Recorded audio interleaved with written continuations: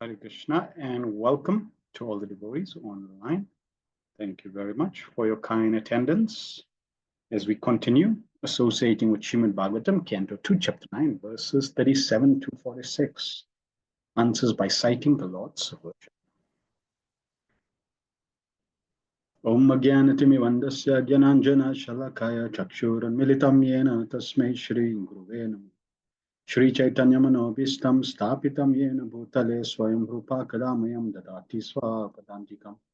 Vandeham Shri Guru Shri Utapada Kamalam Shri Gurun Vaishnavamscha Shri Rupam Sagra Jatam Sahagana Raghunatham Vitam Tam Sajivam Sadvaitam Savadutam Parijano Sahitam Krishna Chaitanya Devam Shri Radha Krishna Padan Sahagana Lalita Shri Vishakhan Vitamscha He Krishna Karuna Sindhu Dina Bandhu Jagatpate Gop Gopisha Gopika Kanta Radha Kanta Namaste तप्त कांचन गौरांगी राधे वृंदावनेश्वरी वृषभानुसुते देवी प्रणमामि हरि प्रिये वंशकल्पतरुभ्यश्च कृपा सिन्धुभ्येव च पतितनां पावनेभ्यो वैष्णवेभ्यो नमो नमः नमो विष्णुपदाय कृष्णपृष्ठाय भूतले श्रीमते भक्ति वेदांत स्वामिनिति नमिने नमस्ते सरस्वती देवे गौरवाणी प्रचारिणे निर्विशेषा शून्यवादी पश्चात्यादि सतारिणे जय श्री कृष्ण चैतन्य प्रभु नित्यानंद श्री अद्वैत गदाधर शिवासरि गौर भक्त वृंदा हरे कृष्ण कृष्ण कृष्ण हरे हरे हरे राम राम राम हरे हरे सर्वशास्त्र पीयूषा सर्व वैदेक सत्फला सर्व सिद्धांत रत्नाद्य सर्वलोकाय त्रिप्रदा सर्व भागवत प्राण श्रीमद् भागवत प्रभु कलिद्वंदोदितादित्य Shri Krishna परिवर्तिता O Srimad Bhagavatam, O nectar churned from the ocean of all Vedic scriptures, O most prompt transfer fruit of all the Vedas, O you are enriched with the jewels of all spiritual philosophic conclusions, O you who grant spiritual vision to all the people of the world, O life breath of the Vaishnava devotees, O Lord, you are a sun which has arisen to dispel the darkness of Kali Yuga. You are actual Krishna who has returned amongst us. Paramananda Pathaya Prema Varshasharaya Te Sarvara Sarva Sevyaya Krishnaya Namastute. O Srimad Bhagavatam, I offer respectful obeisance by reading you on attains transcendental bliss. For your syllables rain pure love God upon the reader. You always to be served by everyone, for you are incarnation of Lord Krishna. Madeka Bandhu, Mad Sangem, Mad Guru, Mad Mahadana, Mad Nishtaraka, Mad Bhagya, Mad Ananda Namastute. O Srimad Bhagavatam, my only friend, my only companion, O my companion, O my teacher, O my great wealth, O my deliverer, O my good fortune, O my bliss, I offer respectful obeisance to you. Sadhu Sadhu Sadhu Tadayina Tini Chochataraka Anamuchakata Chinmam Premna Ritkatyospura. O Srimad Bhagavatam, O give us saintliness to the unsaintly, O uplift the very fallen. Please do not ever leave me. Please become manifest Mahatma Throat. Accompany pure love of Krishna. Hare Krishna, Hare Krishna, Krishna Krishna, Hare Hare. Hare Rama, Hare Rama, Rama Rama, Hare Hare. Om Namo Bhagavate Vasudevaya Janmadyasya Yotonvayaritaratascharte Swabhigna Swarat Tene Brahma Hidaya Adikavaye Muyanti Yatsuraya Tejo Vari Mردam Yatha Vinimayo Yat Pratir Sargom Shah Damna Swena Sadani Rastakwakam Satyam Param Dhimaihi. O my Lord Shri Krishna, son of Vasudeva, O pervading personality of Godhead, offer my respectful obeisance unto you. I meditate upon Lord Shri Krishna because he is the absolute truth and the primal cause of all causes of creation, sustenance, destruction of the manifested universes. He is directly and indirectly conscious of all manifestations and is independent because there is no other cause beyond him. It is he only who first imparted the Vedic knowledge unto the heart of Brahmaji, the original living being. By him, even great sages and demigods are put in a place into illusion as one is bewildered by illusory representation of water seen in fire, land seen on water. Only because of him did material universes temporarily manifest by the reaction of the three modes of nature appear effectual, although they are unreal. I therefore meditate upon him, Lord Shri Krishna, who is eternally existent in transcendental abode, which is forever free from this representation of the material world. I meditate upon him, for he is the absolute truth.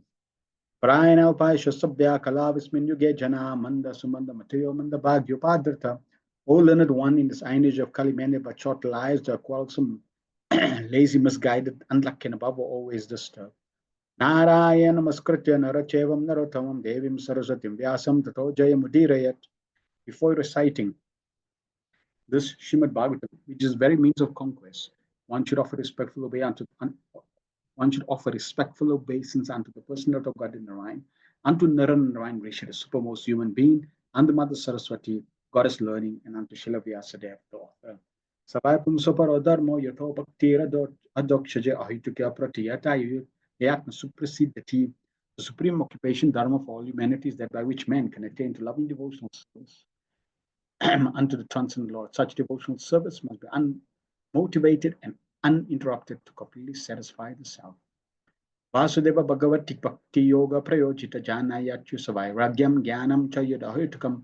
By rendering devotional service under the person of the Lord Shri Krishna, one immediately acquires God's knowledge and detachment from the world.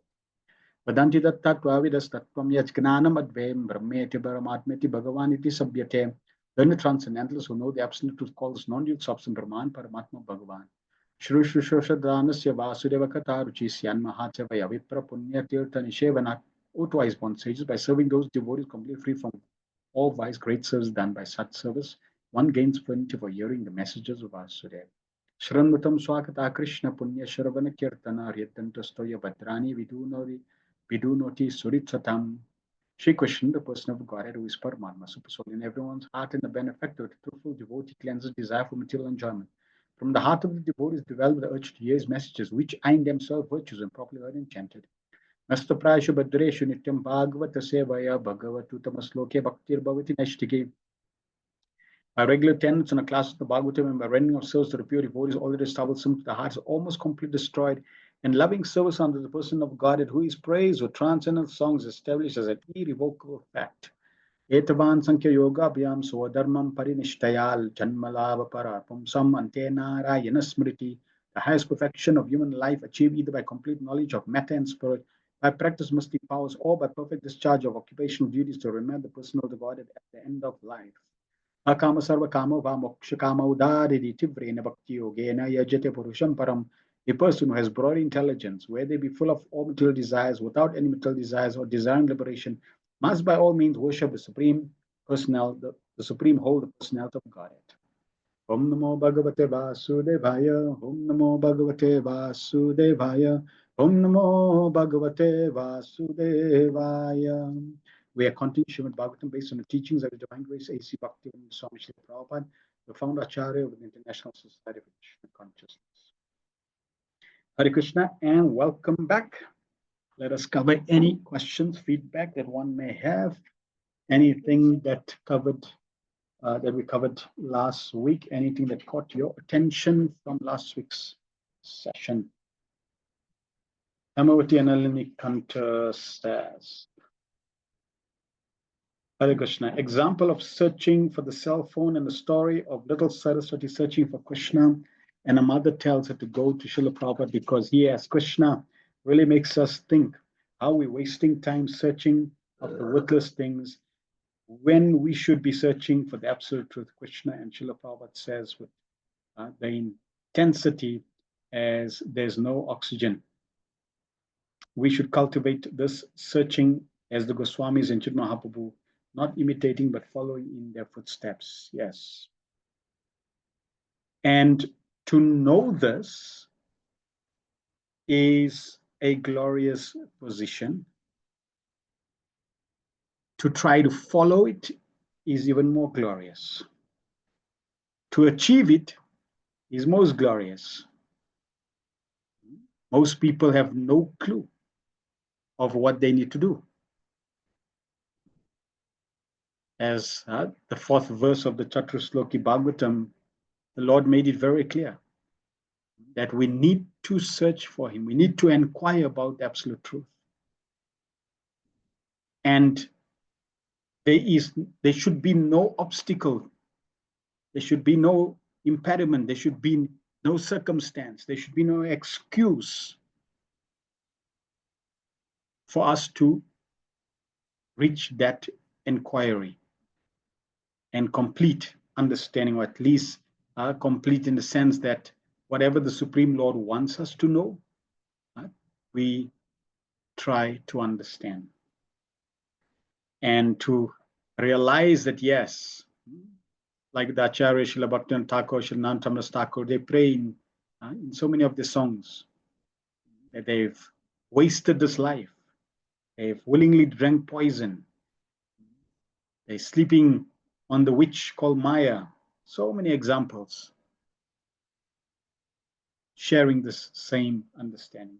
So yes, we need to contemplate, we need to meditate on this point, and we need to act on the point.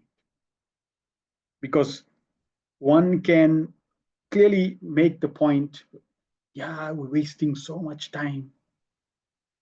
This is Maya. We should be really, surrendering Krishna. We should be chanting Hare Krishna. And we can go on and on and on and on and on. We should be chanting Hare Krishna. We should be chanting Hare Krishna. We should be chanting Hare Krishna. And you're not chanting Hare Krishna. That's how Prabhupada, I didn't like that we, just keep repeating Hari Bol, Hari Bol, Hari Bol, Hari Bol, Hari Bol, Hari Bol, Hari Bol.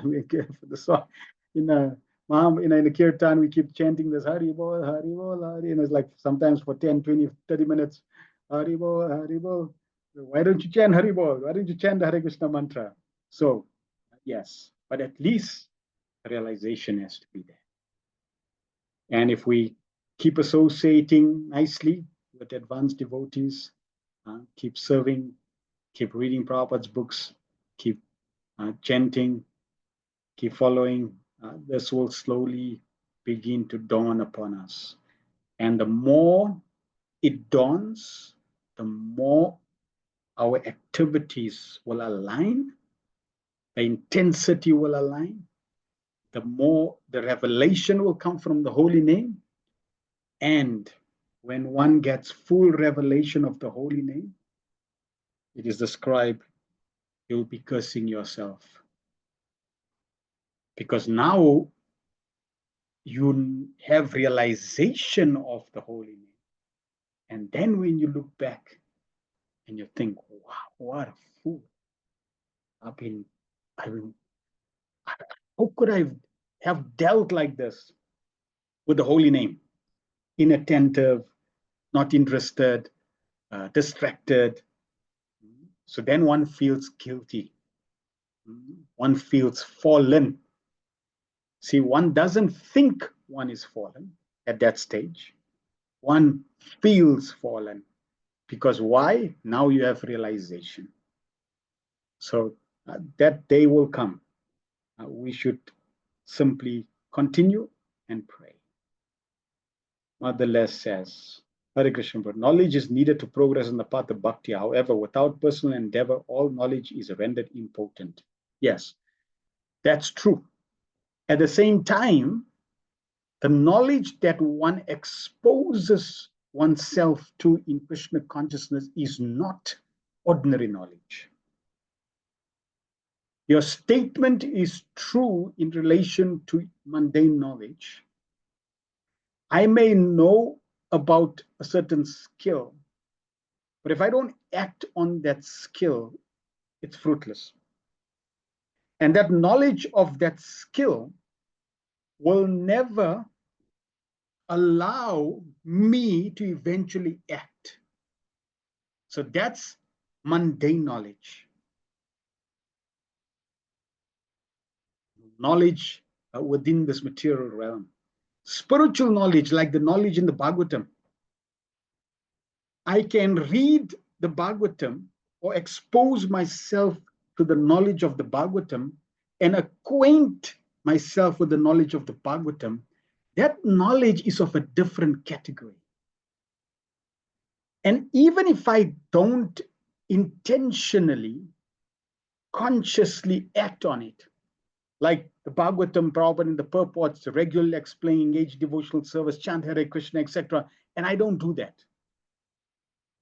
I'm simply reading the Bhagavatam. The potency and the power of the knowledge that I am receiving through Prabhupada's books will purify my heart and inspire me to act. This is the power. This is the nature. This is the good fortune of being in the association of Srila Prabhupada's books. That's the potency that's there. Why? Because firstly, the knowledge that for you to be exposed to that knowledge means associating with that knowledge. That knowledge is non-different from the Supreme Personality of Godhead. So you are directly associating with the Supreme Personality of Godhead. That's like being under the sun. Even though you don't want to be in the sunshine, you're under the sun, you're getting the sun rays. So that's the power and that's the potency. Now, the fact that you are also hearing the Supreme Personality of Godhead's glories means you are engaging devotional service. Even though your intention is not to engage in devotional service, your intention is to get knowledge. But because of the nature of the knowledge, you associate with Srimad Bhagavatam, and therefore guaranteed you will eventually act. You'll be inspired to act. This is the power and the potency. Shamananda Prabhu says, Hare Krishna Prabhu, fourth verse, searching aspect is key. Srila Prabhupada was hearing some of the lyrics George Harrison was writing in his songs as he was including Krishna philosophy in there. Yes. And Srila Prabhupada was happy hearing how the songs were describing, where is Krishna? Where are you? Yes, I want to see you. I want to touch you. So his song had those sentiments. I want to be with you. And Srila Prabhupada was saying that this searching is needed. Like the Goswamis were always serving the mood of separation. Not that we have found Krishna and now everything, not that type of mood. So Prabhupada was happy when he saw George Harrison was understanding in that way, yes. And again, at least we are trying to comprehend this understanding that I need to come to that sentiment. I need to get to that. And you can't prematurely get there. Oh, Krishna missing you. Really? As soon as your cell phone rings, you pick up your cell phone. Oh, what happened? I thought you were missing Krishna. You're supposed to be, you got distracted. Your phone rang. Oh, somebody's calling me. So not that type of, superficial, oh yeah, I'm in love with Krishna. And soon as some Maya presents some distraction, your mind is gone, racing off. Krishna will say, what happened? I thought you're missing me. You don't want me now. So yes, not that type of, fictitious, faking it, superficial type of, yes, I'm missing Krishna. No. That again can only come through Vigyan, realization. Not Gyan, but Vigyan. That knowledge has to be realized. But how is that going to come? By application, by practice. Now, let's bring it a little forward in terms of our practical situation, right?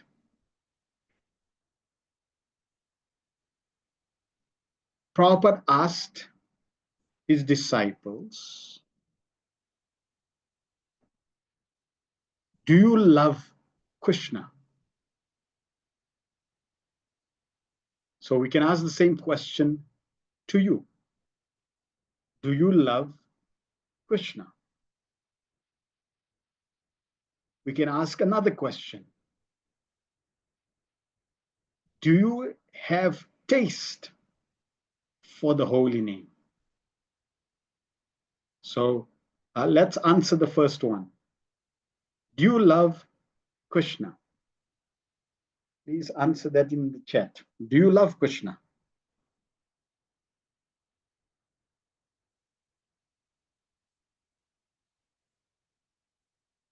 Hope I get some responses. Do you love Krishna? If somebody had to ask you, do you love Krishna? What would you respond? So Les says, not yet. I love my own desires more. Okay. Sharina says, I'm trying to. Okay. And Les says, but I want to. Good. Hemavati Naligan says, I know he loves us. That's a good. Okay, good. Shamananda Prabhu says, have to know him at some level to love properly. Okay. Anyone else want to take a chance?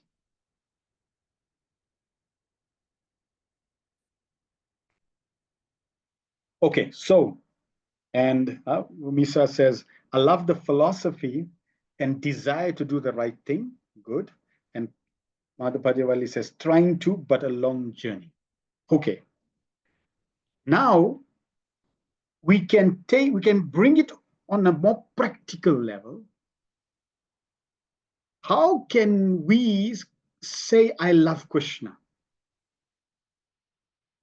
Yes, clearly, Hemavati says, so Shama Govinda says, no, not at all. And Hemavati and Nalini says, by Srila Prabhupada's mercy, we're trying to love him. Right, good. So let's try to understand.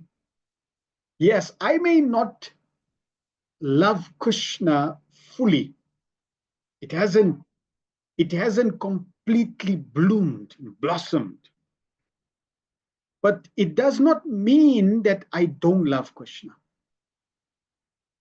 Now, we could debate this in different ways. So, for example, we are eternal lovers of Krishna. So that means technically deep within I love Krishna. It's just that I'm covered. Roshan says, Hare Krishna, we are beginning to love Lord Krishna by offering him service. Yes.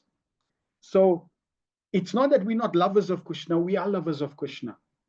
And we've been covered. So now we are uncovering ourselves. The fact that we are uncovering, the fact that we are trying, the fact that we are hearing about him, the fact that we are chanting Hare Krishna, the fact that I like to go to the temple, the fact that I like to do some specific service, that means there is some loving sentiments towards Krishna.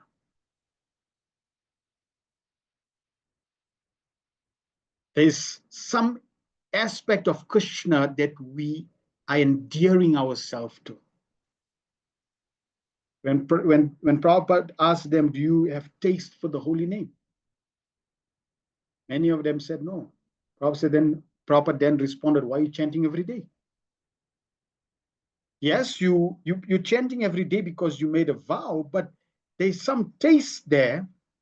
That's why you're doing it every day. Otherwise, you would not do it.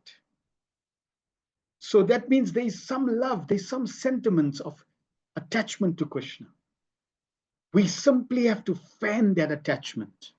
Srila Prabhupada was very expert to fan the attachment. So it's not that we don't love Krishna. It's not that we don't have any taste for the holy name. No, there is. Otherwise, you wouldn't be here. How can you not have taste? How can you say, I don't have taste, and you're sitting here in the Bhagavatam session? That's a lie then. You should be watching some other DVD or going to the cinema or going, doing some nonsense. But no, you decided, okay, let me go here. That means there is some attachment to Krishna. And that little attachment that we have can save us, can allow us to achieve perfection. We simply have to constantly fan it. That's all. Don't try to extinguish it, but try to fan it. And then it becomes bigger and bigger and bigger and bigger and bigger. And as long as we are desiring to fan, to increase it, and we desiring to stay on the path, and we desiring to perfect our relationship, keep ourselves safe, then the journey is between you and Krishna. Krishna is a person. So then he will reciprocate and respond as he desires and wishes. Right. Thank you very much for everyone's feedback. So we completed these 4 wonderful verses. And I was thinking of going through the commentaries of the Acharyas in relation to these 4 verses. And when I was going through a study of these 4 verses, by Jiva Goswami, Srila Bhaktivinoda Thakur, what I noticed was the points that they have mentioned is already mentioned by Srila Prabhupada in his purports. So there was no need. Prabhupada comprehensively and very extensively, these purports are one of the lengthiest purports in the Bhagavatam. So Prabhupada has extensively covered these verses. Make sure you've gone through the sessions. They are very important, very pertinent, And it is Krishna consciousness in a nutshell, given to us in 4 seed verses. Our relationship with Krishna, and our relationship with Krishna, which is knowledge, can be transformed into Vigyan when we understand Krishna and Maya. Understand Krishna, I want to go towards Krishna. Understand Maya, I want to move away from Maya. That is the realization of the knowledge of Krishna consciousness. Having Krishna and Maya together simply means I got knowledge, but I don't have realization. When you realize Krishna, you will want to leave Maya. You will want to move far away from Maya. And then the perfection of Krishna consciousness, the goal is Krishna Prem. And we can achieve that through the process of sadhana bhakti. And all the verses can be focused around the goal and the practice. So we're going to try to cover till the end of this chapter. So this last verse again that we covered, text 36. Etavad eva jignasyam tattva jignas sunatmanam anvaya vyatirekabhyam yatsyat sarvatra sarvada. A person who is searching after the supreme absolute truth, the personality of Godhead, must certainly search for it up to this in all circumstances, in all circumstances, all space and time, both directly and indirectly. So we need to really search for Krishna through the holy name, through our activities. Prabhupada says the perfection of Krishna consciousness is when you can speak to Krishna, when you can see Krishna, when you can play with Krishna, when you can dance with Krishna, you can be in Krishna's dancing party. So just contemplate on that for a moment. I can play with Krishna. I can be in his dancing party. I want to be in the dancing party of Krishna. So I don't just want to practice all my life missing that opportunity. Because I can practice very superficially, and it may take me trillions of lifetimes to perfect myself. Because the practice is lacking intensity. When you go through the Srimad Bhagavatam, even when you hear or see these devotional movies that people make from the descriptions of the Bhagavatam and from other scriptures, like Hiranyakashipu, Hiranyaksha, when they perform austerities to get power, what did they do? Did they just fast for one day? Okay, we'll just fast for one day and we'll get mystic powers. No. I mean, if you consider the austerities they went through, it's bizarre. For thousands of years. What type of determination must you have to perform such acts of austerity? Prahlad Maharaj, Dhruva Maharaj, always meditating on the Supreme Personality of Godhead. Dhruva Maharaj at the age of 5, leaving everything, going to the forest, not eating, not drinking, eventually not even breathing. What type of determination you must be having to do that? And here, we do not even want to perform austerities that are wonderful in devotional service. In this age, we are not asked, we are not requested to stand on our head for 10,000 years, stand on one toe for 1,000 years, not eat at all, etc. Yet the determination is not there. Why? Because it is Kali Yuga. It's the nature of the age. This age is not designed, the association and the atmosphere is not designed to increase our surrender to the Supreme Personality of Godhead. It's meant to distract. It's meant to wane.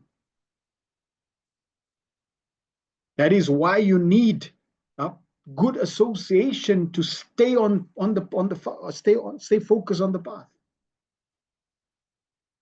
At the same time, with that good association, we want to quickly try to develop that absorption, that intensity, so that we can achieve the desired goal.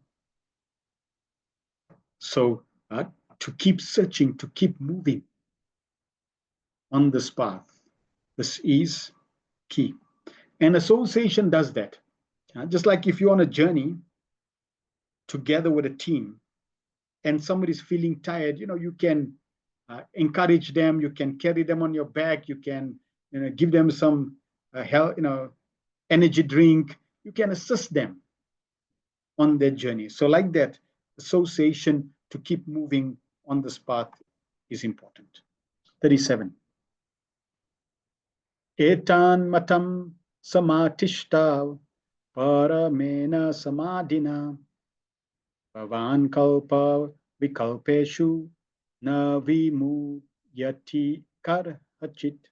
O Brahma, just follow this conclusion by fixed concentration of mind, and no pride will disturb you, neither in the partial nor in the final devastation.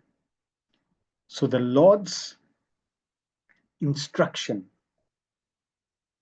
Lord Krishna gave Lord Brahma the complete practice of Krishna consciousness, the perfection of Krishna consciousness, the conclusion of Krishna consciousness. And now he's telling him to fix one's concentration of mind on that subject. If your mind is splayed all over the show, it becomes very difficult to achieve something. Example is given of that magnifying glass. We need to concentrate the rays of the sun at one single point for it to burn a paper. Similarly, we need to focus, we need to concentrate for us to achieve success. Now, yes, if, it's naturally, if one has a family, one has business, one has work, one has so many other activities, then, your mind is everywhere. But even all those activities, we should link them to Krishna. So if one is raising Krishna conscious children, then no matter how austere, no matter how apparent, distracting it seems, it is devotional service. One may be working in a very challenging and difficult environment.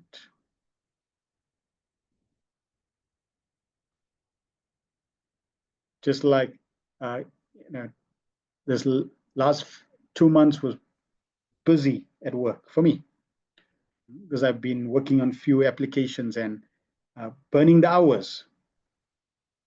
But that doesn't derail me. It's a necessity, and one has to do it.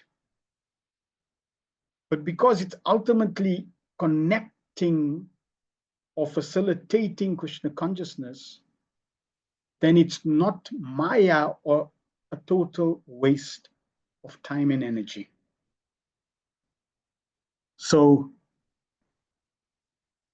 even though we may not be able to, be nice if we can just focus our mind on Krishna.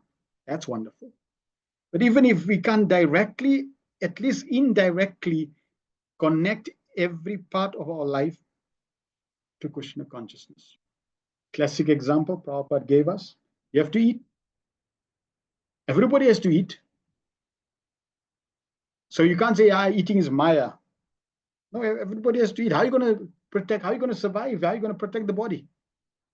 Prabhupada said you have to eat. Okay, eat only Krishna Prasad. So now you can honor Prasadam, whatever you like. But because it's connected to Krishna, it becomes dovetailed in devotional service, and therefore the mind becomes focused on Krishna. Then the Lord also blessed Narad Muni. There will be no pride that will disturb you. This was Lord Krishna blessed Lord Brahma that there will be no pride, because that was Lord Brahma's fear. That if one is empowered and then one creates, then one can become overpowered by pride. Oh, just see how great I am. And that can distract one. Prabhupada says in the purport, as in the Bhagavad Gita 10th chapter, where the personality of God, Lord Krishna, has summarized the whole text in 4 verses, namely, Aham Sarvasya Prabhu, 10:8, etc. So the complete Srimad Bhagavatam has also been summarized in 4 verses as Aham Eva Sam Eva Gre, etc. Thus, the secret purpose of the most important Bhagavate, Bhagavat's conclusion, has been explained in the original speaker, by the original speaker of the Srimad Bhagavatam, who was also the original speaker of the Bhagavad Gita, the personal of God and Lord Shri Krishna. There are many grammarians and non-devotee material wranglers who have tried to present false interpretations of these 4 verses of the Srimad Bhagavatam. But the Lord himself advised Brahmaji not to be deviated from the fixed conclusion of the Lord, from the fixed conclusion that the Lord has taught him. So here is one of our good fortunes. How many of you have been exposed or know about what Prabhupada is talking about here? That means you have read other commentaries of these 4 verses from other personalities, grammarians, and non-devotee material wranglers. Any of you? Yes or no?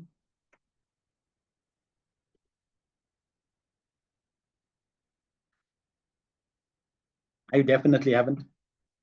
Amavati Nalinikanta says no. Sharvina says no.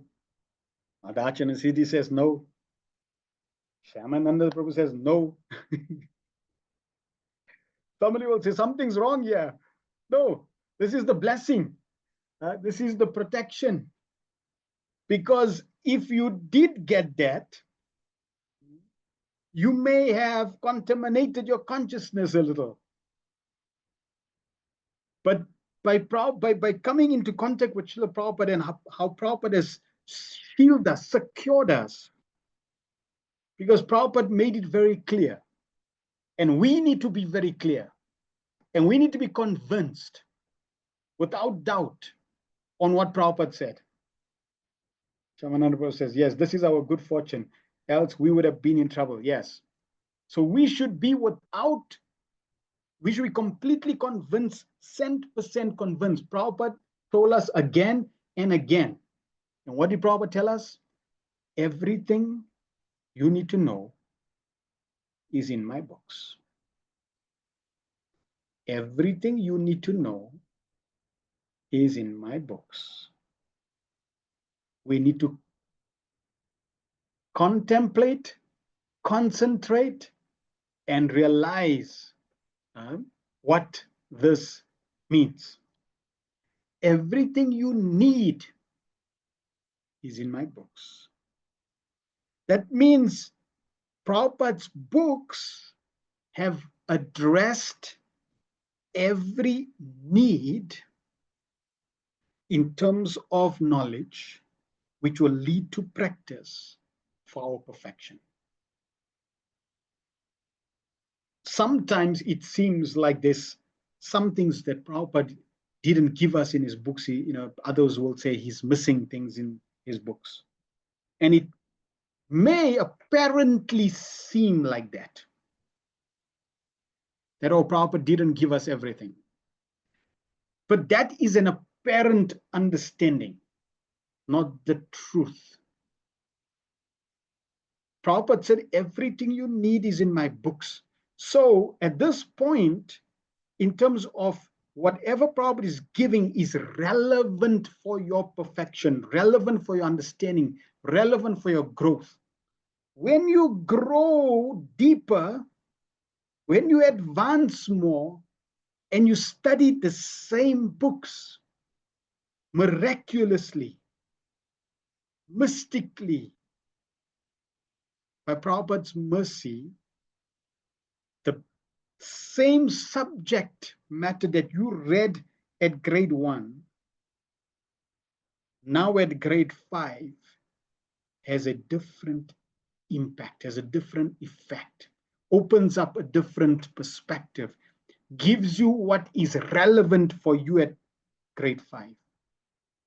And then when you in matric and you've advanced even further and you read and study Prabhupada's books, they will reveal what you need at that time. This is the power and potency of Srila Prabhupada's books. They are not ordinary. So we should be convinced that right now my goal, my focus, my duty is to constantly try to associate with Srila Prabhupada's books. And as best as possible, try to follow those instructions. So Prabhupada is, in many places, he would make these points about these. He would give us warnings. So that when we know, yes, this is, I'm convinced this is perfection, I don't need to look at anywhere else. Sometimes people are searching all over and they encounter these people and it poisons their consciousness sometimes. The Lord was the teacher of the nucleus of Srimad Bhagavatam in 4 verses. And Brahma was the receiver of the knowledge. Misinterpretation of the word aham by the word jugglery of the impersonalists should not disturb the minds of the strict followers of Srimad Bhagavatam. Srimad Bhagavatam is the text of the personality of Godhead. He is a personality. Srimad Bhagavatam is not the text of the impersonality of light, of energy, of the universe. No. Srimad Bhagavatam is a text of the personality of Godhead. Krishna is a person. And if he's a person, it makes a huge difference because he is fully conscious. He is a person. And his unalloyed devotees were also known as the Bhagavatas. And no outsider can have any access to this confidential literature of devotional service. But unfortunately, the impersonalists, who has no relation to the Supreme Personality of Godhead, sometimes tries to interpret Srimad Bhagavatam by dint of his poor fund of knowledge in grammar and dry speculation. When you have the wrong end of a stick, and then you're trying to fit a square peg through a round hole, it becomes very difficult. The impersonalists, when they encounter certain verses, it bewilders them, especially in the Bhagavatam, in the Bhagavad Gita. So they try to, as Prabhupada says, screw out some meaning. Whereas if one is a personalist, one understands. And the first verse of Chatushloki made it very clear. Krishna is describing himself, aham, aham, aham, 3 times. I am a person. Then it becomes very simple. Therefore, the Lord wants Brahma. And through Brahma, all future devotees of the Lord in the disciplic succession of Brahma, that one should never be misled by the conclusion of the so-called grammarians or by other men with poor fund of knowledge, but must always fix the mind properly via the parampara system. Fix our mind properly via the parampara system. For us, that link to the disciplic succession is coming through Srila Prabhupada. We want to follow and practice via that link in disciplic succession. There may be other variations, there may be other conclusions, there may be other systems, there may be other forms of worship in other lineages, in other disciplic successions, and that is fine. Our allegiance should be with Prabhupada. Now, someone may say, why? Well, because it is Prabhupada who saved us.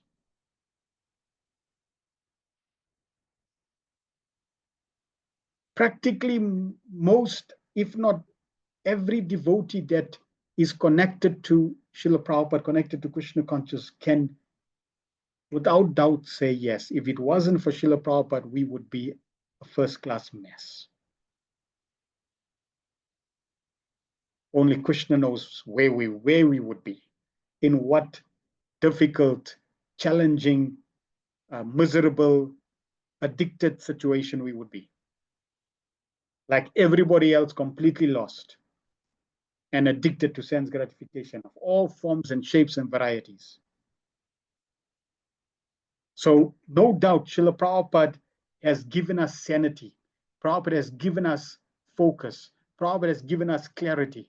Prabhupada has given us a way. Prabhupada has given us many beautiful aspects of Krishna consciousness. Prabhupada has shown us the goal. Prabhupada has blessed us to achieve that goal. So yes, Srila Prabhupada has saved us. And when someone does something to protect you, to save you, serves you, naturally you feel grateful and you want to do something in reciprocation. For that person who saves you, he saves your life.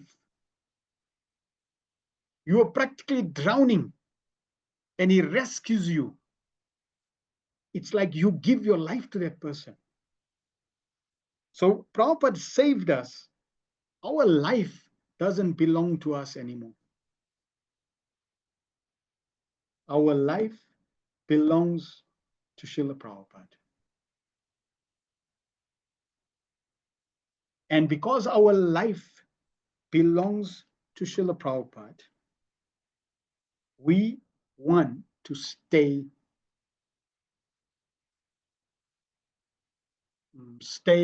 truthful to that allegiance to Srila Prabhupada. Shamananda says, eternally in debt to Srila Prabhupada, able to repay that debt. Yes. Because if you really understand what Prabhupada, that's why no matter how fallen you think you are in Krishna consciousness, the fact that you have Krishna consciousness is protection. Guaranteed. There is no doubt about it. You could be Bhakta, you could join tomorrow, you could have joined yesterday, and you are new Bhakta, you are protected and shielded in Krishna consciousness. So we need to follow and be faithful to Srila Prabhupada. And again, there may be varieties of other aspects that others follow, and they will be faithful to their guru, their savior, their lineage, and that's fine with them. And those who are innocent and those who are lost, those who don't have a certain connection to any system, we can present Krishna consciousness to them.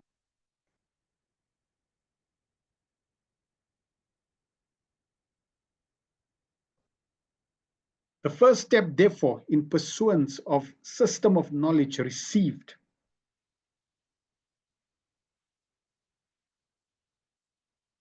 before that, Prabhupada says, no one should try to give a new interpretation by dint of mundane knowledge. It is also important. Because we have a tendency, and this tendency is it must be new. And if it's not new, there's no juice. I need new, fresh, new looks, new phone. So this is the problem. I need, something new. Otherwise, it's boring, man. We chanting the same Hare Krishna tune. Can't we change the tune? We start chanting the same mantra. Can't we change the mantra? We've been worshiping the deity. Like, can't we change that? How are you going to attract people, right? Wrong. Prabhupada said a Western disease to change. See, the problem is not in the aspect of new. The problem is you not diving deep in that which Prabhupada has given us. If you just swimming on the surface of the ocean, you will be impacted by the waves and the tsunamis. But if you dive deep in the ocean, you have absolutely no waves and you have absolutely no tsunamis. And Govinda Maharaj would say, if you want jewels, ratnas, emeralds, pearls, you don't find them on the surface of the ocean. You find them deep in the ocean. You need to dive deep. So it's about taking Krishna consciousness and getting into it. This is how so many of Srila Prabhupada's disciples are advanced in the Krishna consciousness because they dove completely into the process of Krishna consciousness, deep in it. So we need to do that. Otherwise, yes, you're going to try to want to change and introduce different things, and that slowly becomes a disservice. Prabhupada says, no one should try to give a new interpretation by the dint of mundane knowledge. Another aspect, people will say, yeah, it worked then, it doesn't work now. So we have to change it for the new generation. If you don't go deep, if you don't have the purity, then you want to change the package. Change, or rather you could say change the content. Because there's no harm in changing the packet, but don't change the content. The content that Srila Prabhupada gave. How we're presenting it may be different according to time, place, and circumstance. But the content has to remain the same. Bhumisa says, and if you dive deep, it means you'll be faithful of survival. Because of your faithfulness to Srila Prabhupada's knowledge potency. Yes. If you dive deep, there is absolutely no harm. The deeper we dive into Krishna consciousness, the greater will be the protection, the blessing, the experience, the realization, the bliss, everything that we're searching for, it's included when you dive deep. All the distractions will appear when you are shallow. And then all the excuses will come.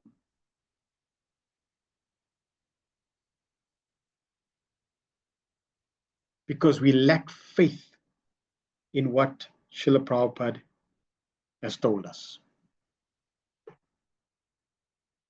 Prabhupada made it very clear, his books are going to be law books for the next 10,000 years. And every 10 years, there's a new generation. That means there's a new mindset. I made this point one time. An author, he writes a book with a certain focus and certain audience in mind. Just understand Prabhupada's amazing contribution. Inconceivable contribution. Why? Because Prabhupada is giving his books not for one generation, not for the hippies, not for Generation X or Generation Y or the millenniums or ABC. Practically for the next 10,000 years. And it can go eternally. But consider, even if it's just 10,000 years, how many generations, mindsets are going to be there. And Prabhupada's books, as they are, without any changes, will be relevant, applicable, and will deliver the same result for every single generation.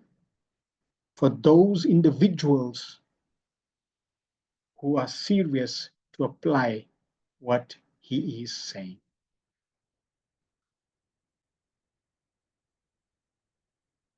The first step, therefore, in pursuance of the system of knowledge received by Brahma is to approach a bona fide guru who is representative of the Lord following the Parampara system.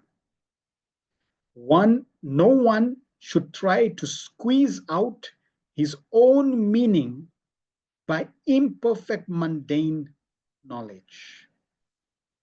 The guru or the bona fide spiritual master is competent to teach the disciple in the right path with reference to the context of all authentic Vedic literatures.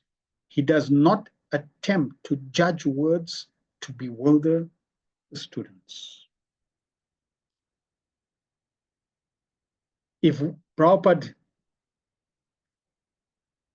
in one conversation, or it was in one of his purports somewhere, Prabhupada writes that when a disciple disobeys the order of the spiritual master, he falls down. And because that disciple who's disobeying the order of the spiritual master falls down, but he's following the four regular principles, he doesn't fall down to break the four regular principles. He falls down thinking he's more advanced than his guru, more advanced than Prabhupada, and he concocts and creates a philosophy that he thinks is greater than his guru. And in this way, he deviates. Shamananda Prabhu says, Srila Prabhupada warned us repeatedly of the change disease. and knew what was going to take place down the line, yes, no doubt.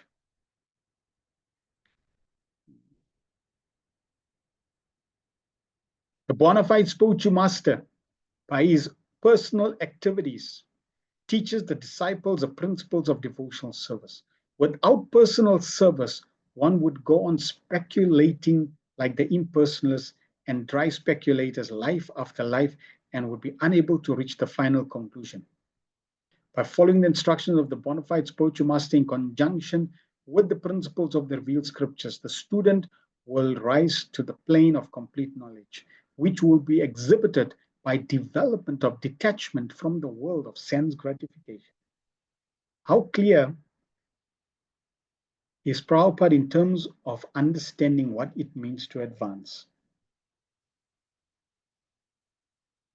And if the bona fide spiritual master is meant to train the disciple according to the revealed scriptures, and the student will rise to the plane of complete knowledge, which is reflecting, which is exhibited by development of detachment from the world of sense gratification, it implies that the guru is above sense gratification.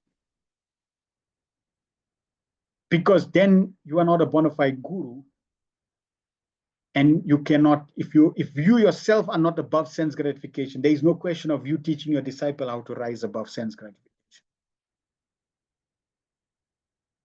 And therefore you are not qualified to be a guru. Prabhupada made it very clear. Guru means transcendental. Guru means above the modes of material nature. Guru means there is realization of Krishna.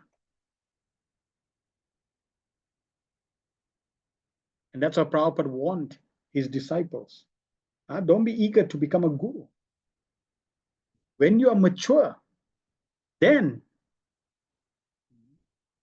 that will be a natural state. But to prematurely stamp yourself or take on the position of being a guru, we've seen it happen.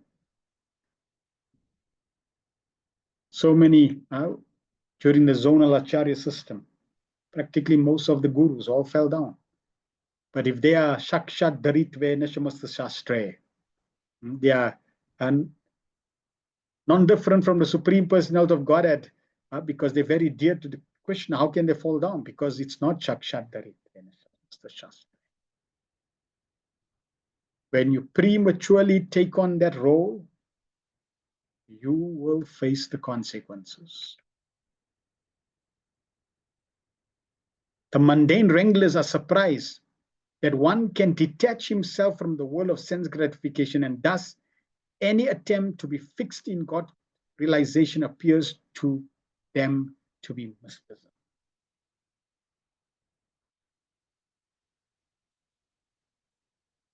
Even within ISKCON, there were so inverted commas gurus that were promoting only 3 regular principles, or minimizing, what Prabhupada given. Why?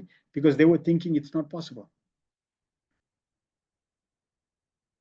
So what Prabhupada is saying here is not something that is just happening, in some other society. No, even within our own society, we should be careful. Prabhupada's books are for us to open our consciousness, to guide our understanding, so that we do not fall prey by what we may see within the society that's contrary to what Srila Prabhupada is describing or sharing. This detachment from sensory world is called the Brahma Bhuta stage of realization. The preliminary stage for transcendental devotional life, para bhakti. So if someone who is claiming to be transcendental, claiming to be a guru, claiming to be advanced, is not detached from the world, from sense gratification, and trying to still engage in transcendental devotional service, that is cheating. Because detachment has to come even before one gets to that level.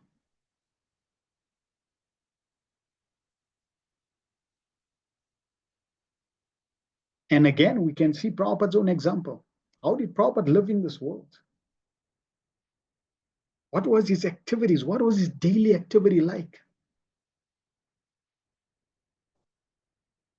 The Brahma Bhuta stage of life is also known as the Atmarama stage, in which one is fully self-satisfied and does not hanker for the world of sense enjoyment. Just in this few lines, Prabhupada is repeating the world of sense gratification a few times. Sense gratification and self-realization go ill together.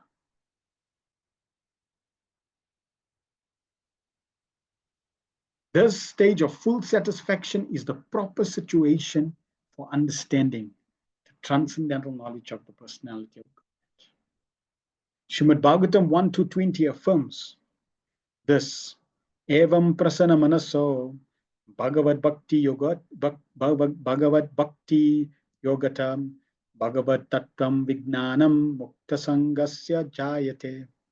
Thus, in the completely satisfied stage of life, exhibited by full detachment from the world of sense enjoyment, as a result of performing devotional service, one can understand the science of God in the liberated stage.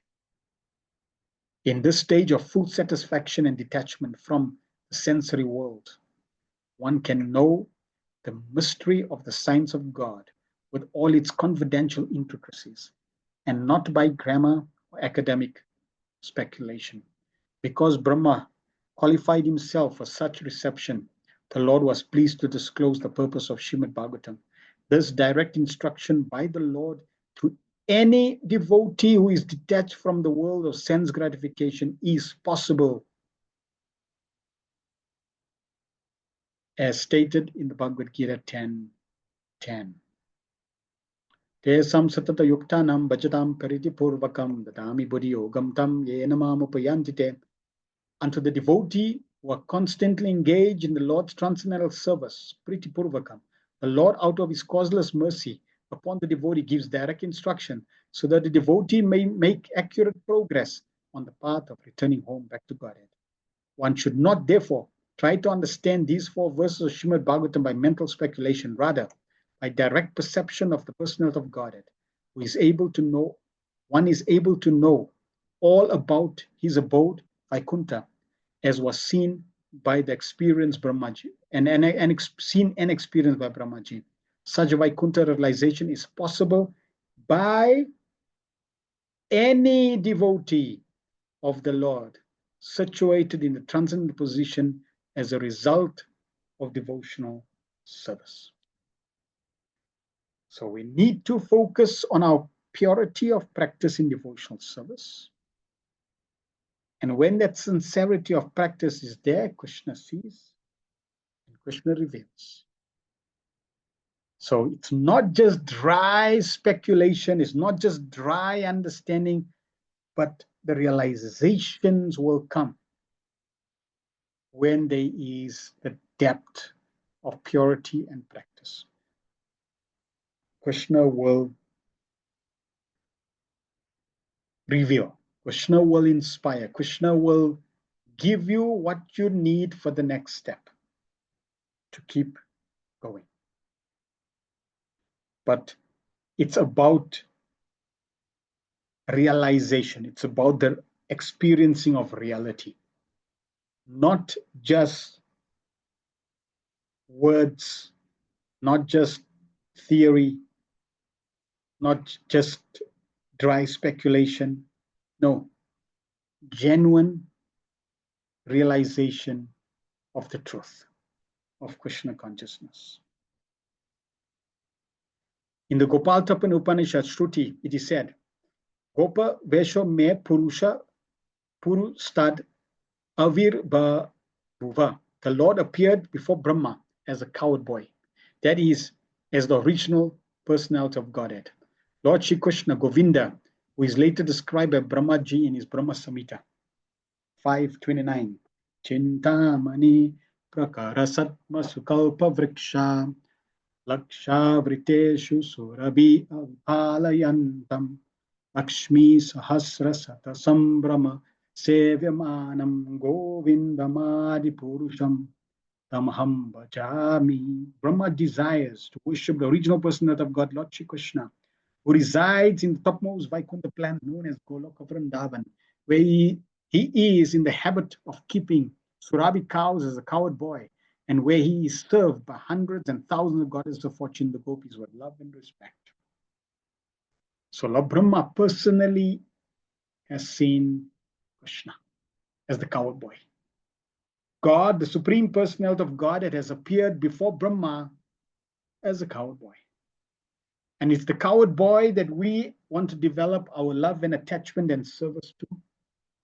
And it is the coward boy of Vrindavan that we want to realize in the deep recesses, core of our hearts. And we want to perfect our loving relationship with that coward boy. Therefore, Lord Shri Krishna is the original form of the Supreme Lord, Krishnastu Bhagavan Swayam, Srimad Bhagavatam 1:328. This is also clear from the instructions of Lord Krishna given in the verses 33 to 36 of this chapter.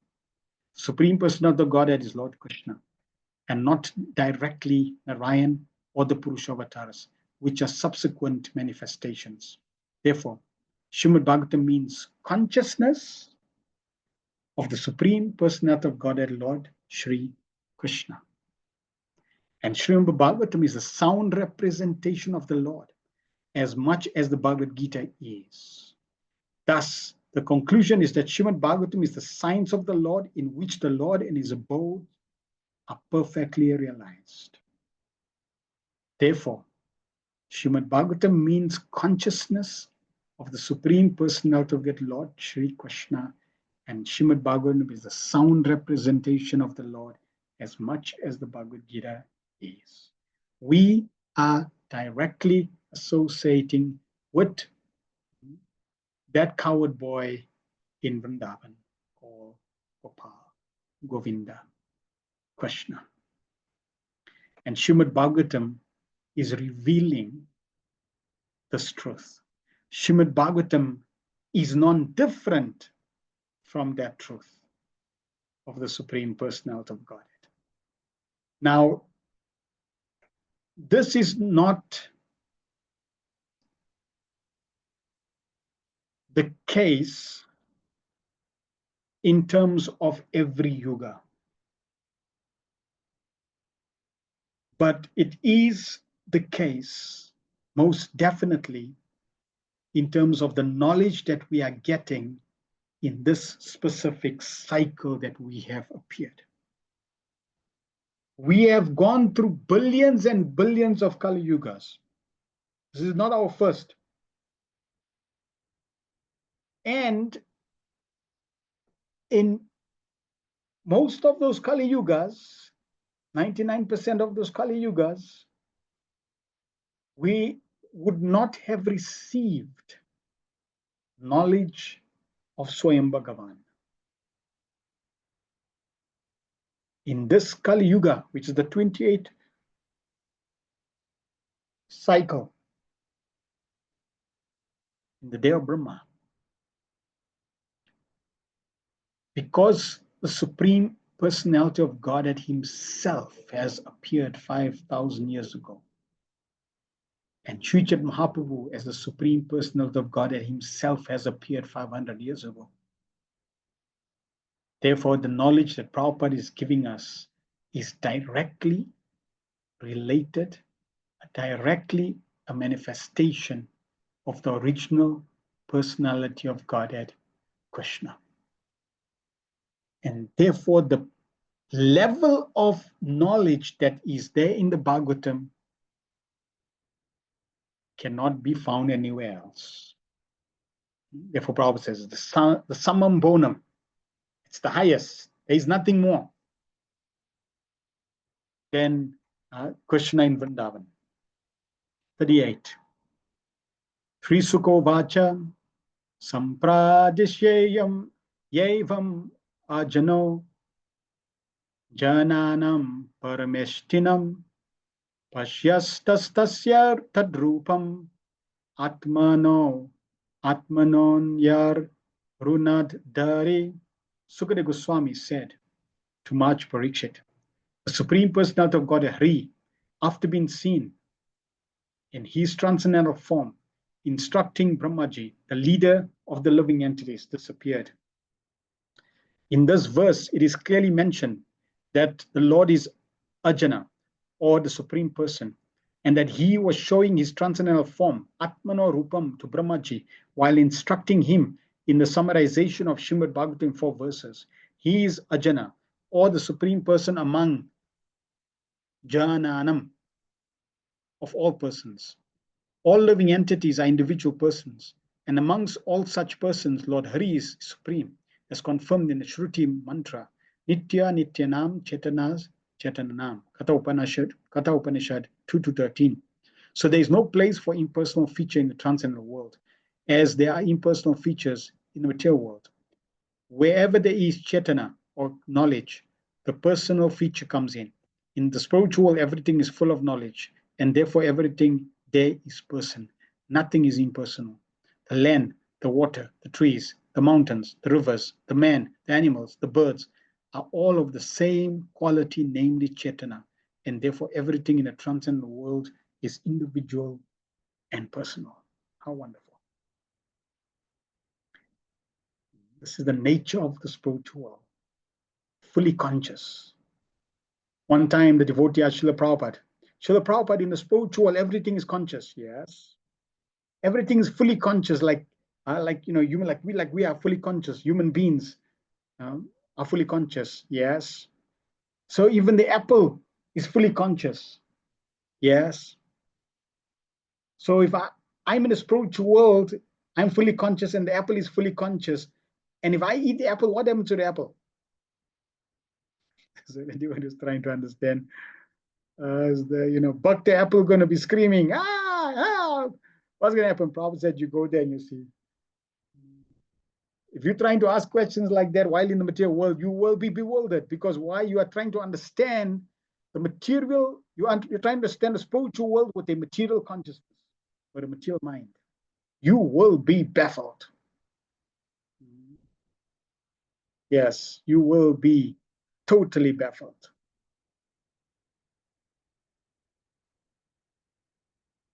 So when devotees ask Prabhupada questions like, Prabhupada, you go there and you see.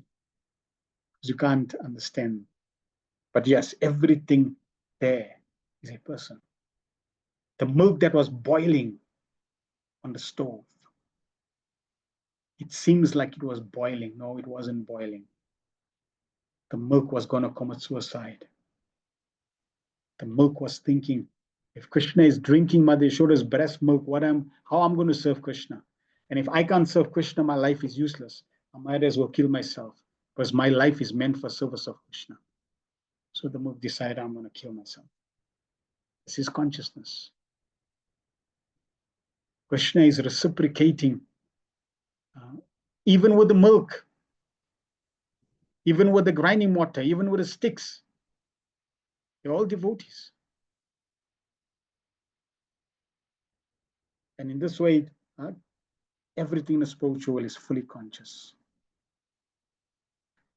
Srimad Bhagavatam gives us this information as the supreme Vedic literature, and it was personally instructed by the Supreme Personality of God to Brahmaji, so that the leader of the living entities might broadcast the message to all in the universe in order to teach the supreme knowledge of Bhakti Yoga. Brahmaji, in his turn, taught Narad, his beloved son, and the same message of Srimad Bhagavatam, and Narad in turn taught the same to Vyasadeva, who again taught it to Sukadeva Goswami. Through Sukadeva Goswami's grace, and by the mercy of Maj Parikshit, we are all given Srimad Bhagavatam perpetually to learn the science of the absolute personality of Godhead, Lord Krishna. Do not waste this glorious good fortune. 39. Antar hitendriyat taya har haraye vihitanjali sarvabhutamano vishvam sasarjedam sapurvavat. On the disappearance of the Supreme Personality of Godhead, Hari, who is the object of transcendental enjoyment for the senses of the devotees, Brahma, with folded hands, began to create a universe full with living entities as it was previously. He began to recreate the creation like he did previously with folded hands. What does it mean, folded hands? What was he doing with folded hands? How is he creating with folded hands? What does that mean?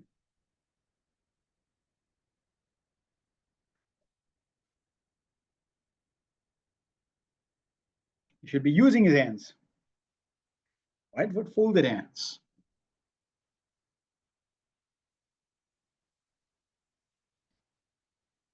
Praying.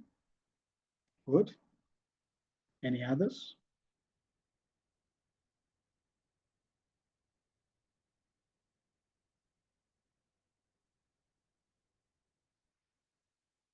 One more. Folded hands. Began to recreate the universe full of living entities as it was previously. So it's not the first creation. Folded hands means he surrendered. With surrender. He's faithfully displaying surrender. He's acting on the instructions given to him by the Lord in surrender, in humility. He's faithful. That is what it means, folded hands. The Supreme Personality of Godhead, Hari, is the object for fulfilling the senses of all living entities. If you want to satisfy your senses, and especially your spiritual senses, it is the Supreme Personality of Godhead. Illusioned by the glaring reflections of the external energy, the living entities worship the senses instead of engaging them properly in fulfilling the desires of the Supreme. In the Hari Bhakti Sloya, there is the following verse.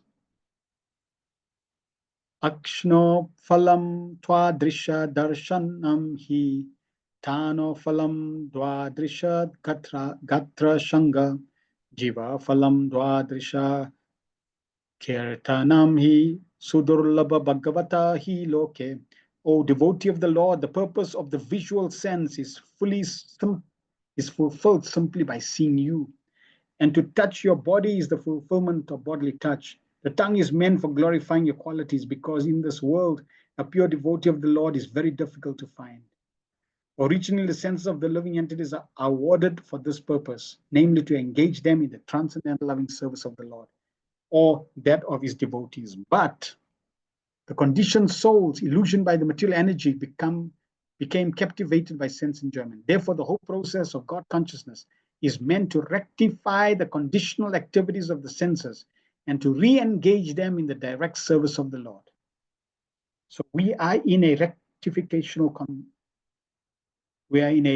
rectificational institute, correctional institute. We are meant to rectify our senses, to be engaged in the service of the Lord, of the Master of the senses, Rishikesh. Lord Brahma was engaged in his senses in the service of the Lord by recreating the conditioned living entities to act in the recreated universe. This material universe is thus created and annihilated by the will of the Lord. It is created to give the conditioned souls a chance to act, to return home back to Godhead. And servants like Brahmaji, Naraji, Vyasaji, and their company become busy with the same purpose of the Lord, to reclaim the conditioned souls from the field of sense gratification and return them to the normal stage of engaging the senses in the service of the Lord. But the impersonalists, instead of doing so, that is converting the actions of the senses, try to make the conditioned souls senseless, and the Lord also senseless. That is improper treatment for the conditioned souls. The disease condition of the senses may be treated by curing the defect, not by uprooting the senses altogether. When there is some disease in the eye may be cured to see properly. Plucking out the eye is no treatment. Similarly, the whole material disease is based on the process of sense gratification, and liberation from the disease condition is re-engagement of the senses to see the beauty of the Lord, hear his glories, and act on his account. Thus, Brahmaji created the universal activities again. Note, Lord Brahma is creating something apparently material. He is working in the realm of material atmosphere. Yet, very clear, Prabhupada is making the point that that is service to Krishna. Similarly, you may also be engaged in some material activity. But if you have folded hands, if you are surrendering to Krishna, if you understand your relationship with Krishna, if you are not exploiting your senses, if you are trying to be Krishna conscious and do everything for the pleasure of Guru and Krishna, for the pleasure of Srila Prabhupada, that is devotional service. 40. Prajapatir Dharmapatir Ekada Niyamam Yanam Yamam Bhadram Prajanam Anvicham Atishtat Swartakamaya. Thus, once upon a time, the forefathers of the living entity, the forefather of living entities, and the father of religiousness, Lord Brahma, situated himself in the acts of regular principles, desiring self-interest for the welfare of all living entities. So the acharyas describe, this verse is really describing the scene before the appearance of the Supreme Lord. One cannot be situated in an exalted position without having undertaken a regulative life of rules and regulations. An unrestricted life of sense gratification is animal life. And Lord Brahma, in order to teach all concerned within the jurisdiction of his generations, taught the same principle of sense control for executing higher duties. He desired the welfare of all as servants of God. And anyone desiring the welfare of the members of his family and generations must conduct a moral, religious life. The highest life of moral principles is to become a devotee of the Lord, because a pure devotee of the Lord has all good qualities of the Lord. On the other hand, one who is not a devotee of the Lord, however qualified he may be in the mundane sense of the term, cannot be qualified by any good qualities worthy of the name. Pure devotees of the Lord, like Brahma and the persons in the chain of disciplic succession, do not do anything to instruct their subordinates without acting accordingly themselves. So this principle of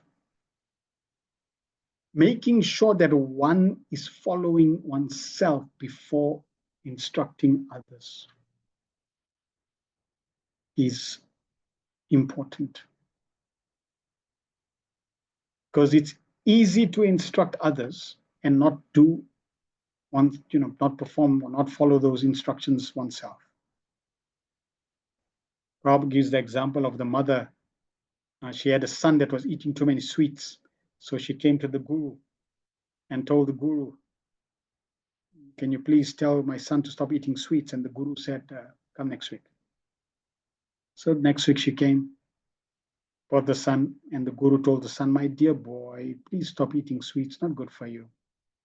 And the mother was saying, why did it take you 1 week to say that? And the Guru said, because last week I was also eating a lot of sweets. So how can I tell this, boy, stop eating sweets when I'm also eating? Yes, I can say, but there is no purity. Therefore, there is no impact. So when one is following oneself and then one tells, there is impact. Otherwise, especially if one is a parent, this is first principles, that when parents guide children, if the children are able to sense whether the parents are themselves, or there's really empty words or words filled with potency, purity, depending on what they're saying and what they're following. 41. And that's also true in spiritual life. Purity of practice, purity of mind, body, and words need to be aligned. What we say, our actions, what we think, our actions, they all need to be aligned. Robert said a pure devotee is an open book. There's no private life and public life. His private life and public life is the same. Therefore, if you want to stay with a pure devotee, you can stay and see, like how Srila Prabhupada was living. Prabhupada told Harisori Prabhu, you stay with me 24 hours a day, because you can see how I'm living. And sure enough, Harisori Prabhu said that Prabhupada was loving Bhagavata. The only time he could not be with Prabhupada was when he himself was sleeping. Otherwise, he could see 24 hours a day. Tam narada priya tamo riktadanam anuvrata shushrushamana shilena prasrayena damenacha. Narada, the most dear of the inheritor sons of Brahma, always ready to serve his father, strictly follows the instructions of his father by his mannerly behavior, meekness, and sense control. 42. Mayam vividishan Vishnu Maye Shasya Mahamuni Mahabhagavato Rajan Pitaran Par Tosayat. Narada, very much pleased his father and desired to know all about the energies of Vishnu, the master of all energies. For Narada was the greatest of all sages and the greatest of all devotees, O king. For Brahma, being the creator of all living beings in the universe, he is originally the father of several well-known sons.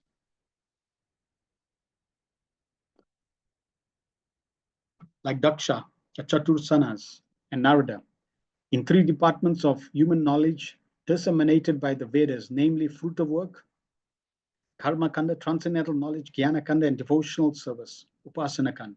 Devarshi Narada inherited from his father Brahma devotional service, whereas Daksha inherited from his father fruit of work, and Sanaka, Sanatan, etc. inherited from their father information about Jnana Kanda, or transcendental knowledge. But out of them all, Narada is described here as the most beloved son of Brahma because of good behavior, obedience, meekness, and readiness to render service unto the Father. And Narada is famous for the greatest of all sages because of him being the greatest of all devotees. Narada is the spiritual master of many famous devotees of the Lord. He is the spiritual master of Prahlad, Dhruva, and Vyas, down to the forest animal hunter, Kirata. His only business is to turn everyone to transcendental loving service. So now we're getting the qualities of the recipient, the disciple. Good behavior, obedience, meekness, and readiness to render service. These are very conducive, very powerful, blessed qualities. By cultivating these qualities, we can advance. Therefore, all these features of Narad make him the dearmost son of his father. And all this is due to Narad's being the first class devotee of the Lord. The devotees are always anxious to know more and more about the Supreme Lord, the master of all energies, as He confirms in the Bhagavad Gita 10:9, Madchita Madgata Prana Bodhayanta Parasparam Kata Yantaschamam Nityam Tushyanti Cha Ramanti Cha. Thoughts of my pure devotees dwell in me. Their lives are fully devoted to my service, and they derive great satisfaction and bliss from always enlightening one another and conversing about me. This is the life of a devotee. This is what we should aspire for. A time when we can simply be together and glorify the Lord and not be in anxiety of anything else. This is the greatest freedom. The Supreme Lord is unlimited, and his energies are also unlimited. No one can know them completely. Brahmaji, being the greatest living entity within this universe and being directly instructed by the Lord, must know more than anyone else within this universe, although such knowledge may not be complete. Thus, it is the duty of everyone to ask about the unlimited Lord from the spiritual master in the cyclic succession of Brahma, which descends from Narada to Vyas, from Vyas to Sukadev, and so on. So yes, we can't know completely about Krishna, but completely means we should know about Krishna as much as Krishna has provided knowledge about himself in discipline. 43. Tushtam nishamya pitaram lokanam pratita mahan devarsi paripa pracham bhavanyan manu prichati. The great sage Narada also inquired in detail from his father Brahma, the great grandfather of the universe, and after seeing him well satisfied. The process of understanding spiritual and transcendental knowledge from the realized person is not exactly like asking an ordinary question from the schoolmaster. The schoolmaster in the modern days are paid agents for giving some information, but the spiritual master is not a paid agent. Nor can he impart instructions without being authorized.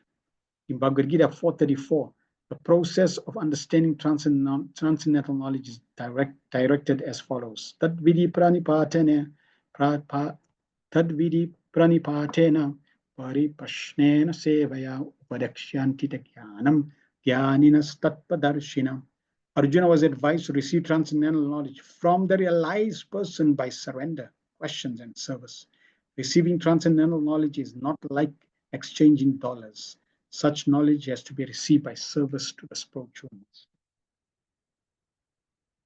So here clearly, if the spiritual master is a paid agent, and that payment may come in different forms. The spiritual master may be interested in followers, he may be interested in the dakshin, he may be interested in the fame and the adoration, he may be interested in the garlands, he may be interested in the worship. Then there is clearly no realization, and clearly he cannot impart the realization. No matter how externally gorgeous, flamboyant, charismatic it may be.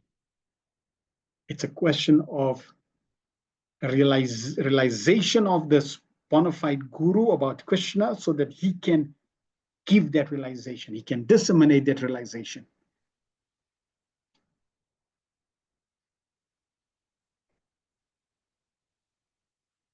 Receiving transcendental knowledge is not like exchanging dollars. So but when one is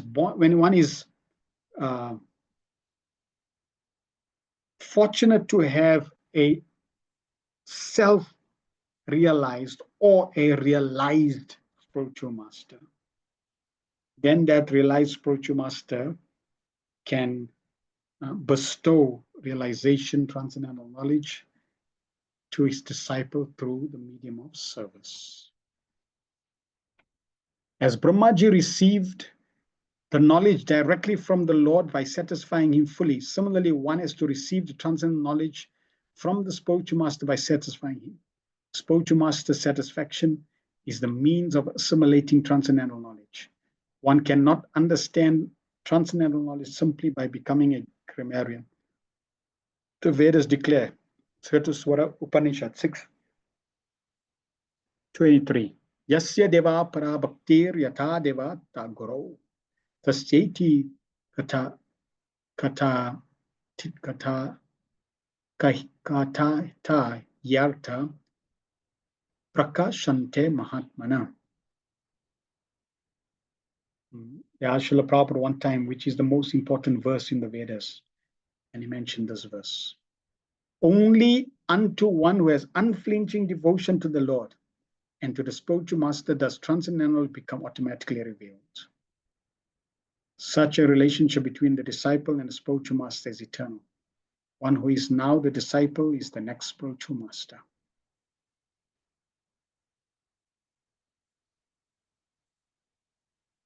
So we need to understand that there's a difference in terms of someone just giving knowledge and someone who has realized the knowledge and disseminating that knowledge. The impact, the effect is different. And Srila Prabhupada wanted us all to come to that level of realizing this wisdom. And it may take time, but we need to sincerely try our best to endeavor. And one cannot be a bona fide and authorized spiritual master unless one has been strictly obedient to his spiritual master. Brahmaji, as a disciple of the Supreme Lord, received real knowledge and imparted it to his disciple, dear disciple Narad. And some Narad, as a spiritual master, handed over this knowledge to Vyasa and so on. Therefore, the so-called formal spiritual master and disciple are not facsimiles of Brahma and Narad or Narad and Vyasa. The relation between Brahma and Narad is a reality, while the so-called formality is the relation between the cheater and the cheated. It is clearly mentioned herein that Narada is not only well-behaved, meek, and obedient, but also self-controlled. One who is not self-controlled, specifically in sex life, can become neither a disciple nor a spiritual master. One must have disciplinary training in controlling, speaking, anger, tongue, and the mind, the belly, and the genitals. One who has controlled the particular senses mentioned above is called a Goswami. Without becoming a Goswami, one can become neither a disciple nor a spiritual master. Strong words.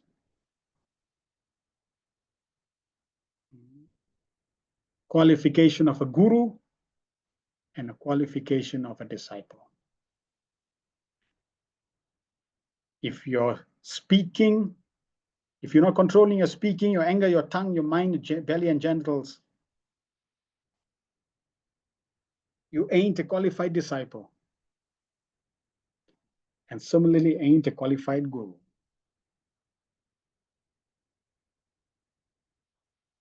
And yes, there can be some mercy, but we need to understand this is the qualification, and one needs to be ready to take up the challenge to say, I want to meet that qualification. I want, and I'm going to strive, and I'm going to try to be determined to come up to this standard. And yes, by the mercy of Srila Prabhupada, Prabhupada is writing it here, meaning he's giving the blessings. That by the mercy of Srila Prabhupada, I can achieve this. I can rise above this. And I can become a qualified disciple. The so-called spiritual master, without sense control, is certainly the cheater. And the disciple of such so-called spiritual master is the cheated. One should not think of Brahmaji as a dead great grandfather, as we have experienced on this planet. He is the oldest great grandfather and he's still living. And Narad is also living. The age of inhabitants of Brahmaloka planet is mentioned in the Bhagavad Gita. The inhabitants of the small planet Earth can hardly calculate even the duration of 1 day of Brahma. 44. Tasma idam bhagavatam puranam dasa lakshanam proktam bhagavata praha prita putraya bhutakrit. Thereupon, the supplementary Vedic literatures, Srimad Bhagavatam, which was described by the personality of Godhead, and which contains 10 characteristics, was told with satisfaction by the father Brahma to his son Narada. Although the Srimad Bhagavatam was spoken in the 4 verses, it has 10 characteristics, which will be explained in the next chapter. In the 4 verses, it is first said that the Lord existed before the creation, and thus the beginning of Srimad Bhagavatam includes the Vedanta aphorism, Janmadhyasyata, Srimad Bhagavatam 1.1.1. Janmadhyasyata is the beginning, yet the 4 verses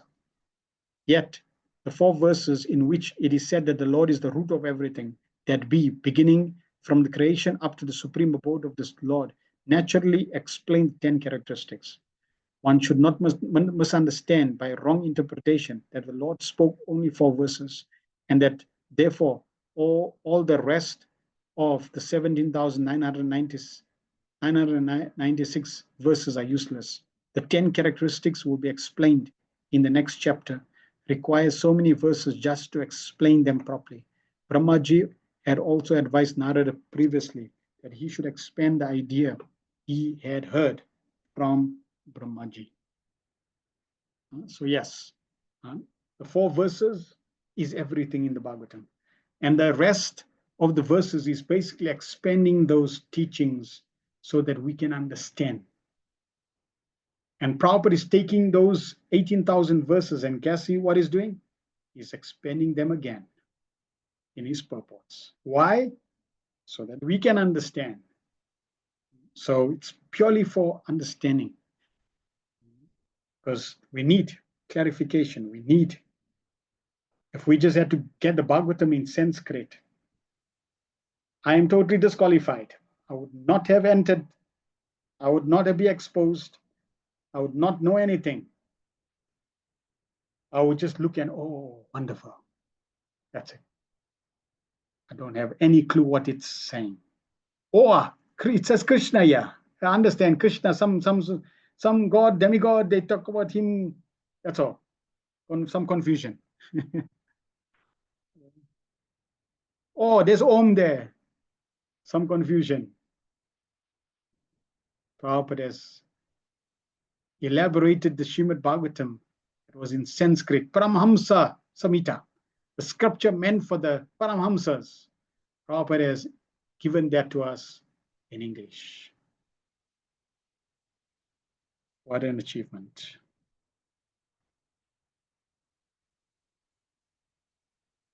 The 10 characters, as will be explained next chapter, requires so many verses just to explain them properly. Brahmaji had also advised Narada previously that he should expand the idea he had heard from Brahmaji. Srijat Mahaprabhu instructed this to Srila Rupa Goswami in a nutshell. But the disciple Rupa Goswami expanded this elaborately, very elaborately, and the same subject was further extended by Jiva Goswami, and even further by Srila Vishnu Chakravarti Thakur, and even further, Prabhupada is saying, we are just trying to follow in the footsteps of these authorities. So Prabhupada even further elaborated. So Srimad Bhagavatam is not like ordinary fictions or mundane literature. It is unlimited in strength. And however one may expand it according to one's own ability, Srimad Bhagavatam still cannot be finished by such expansion. Srimad Bhagavatam, being the sound representation of the Lord, is simultaneously explained in 4 verses and in 4 billion verses, all the same, inasmuch as the Lord is smaller than the atom and bigger than the unlimited sky, such is the potency of Srimad Bhagavatam. So we're getting a glimpse of the power, the potency of Srimad Bhagavatam. Prabhupada is sharing and giving a nice comparison. Just that the Lord can be smaller than the smallest and bigger than the biggest. The Bhagavatam can be one verse, half a verse, one word, 4 lines, 4 verses, or billions of verses. This is the power, the potency, the strength of the Bhagavatam, because it's not different from Krishna. So the Bhagavatam can present its inconceivable potencies in these different wonderful ways. 46. Narada praha munaye sarasvatyas tate nripa dhyayate brahma paramam vyasamyamitate jose. In succession, O king, the great sage Narada instructed Srimad Bhagavatam unto the unlimited powerful Vyasadeva, who meditated in devotional service upon the Supreme Personality of God at the Absolute Truth on the bank of the river Saraswati. In the 5th canto of Srimad Bhagavatam, 5th chapter, verse 13, Narada instructed the great sage Vyasadeva as follows. Ato Mahabhagava Bhagava Ato Mahabhagavan Amogadrik Suchi Shrava Shratyarato Dridhavrata Uru Kramasya Kila Bandha Muktaye Samadhinanus Mara Tat Vichestitam. O greatly fortunate, pious philosopher, your name and fame are universal, and you are fixed in the absolute truth with spotless character and infallible vision. I ask you to meditate upon the activities of the personality of Godhead, whose activities are unparalleled. So in the disciplic succession of the Brahma Sampradaya, the practice of yoga meditation is not neglected. But because the devotees are bhakti yogis, they do not undertake the trouble to meditate upon the impersonal Brahman, as indicated here. They meditate upon Brahma Parama, or the Supreme Brahman. Brahman realization begins with impersonal effulgence, but by further progress of such meditation, the manifestation of the Supreme Soul, Paramatma realization, takes place. And progressing further, realization of the Supreme Personality of God is fixed. Sri Narada Muni, as a spiritual master of Vyasadeva, knew very well the position of Vyasadeva, and thus he certified the qualities of Srila Vyasadeva as fixed in the absolute truth with great vow, etc. Narada advised meditation upon the transcendental activities of the Lord. Impersonal Brahman has no activities, but the personality of Godhead has many activities, and all such activities are transcendental, without any tinge of material quality. If the activities of the Supreme Brahman were material activities, then Narada would have not advised Vyasadeva to meditate upon them.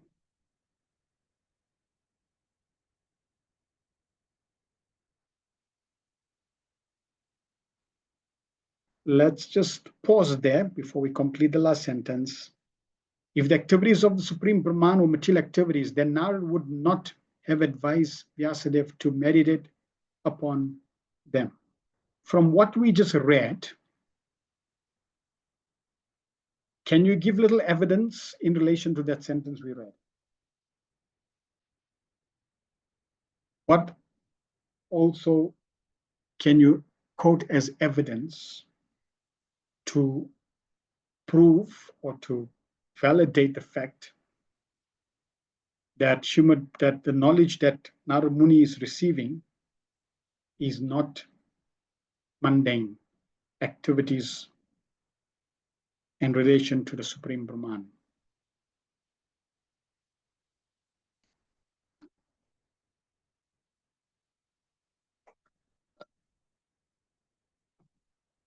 We covered one aspect related to this.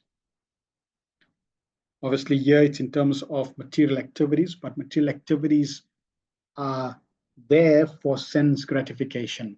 Hint, hint.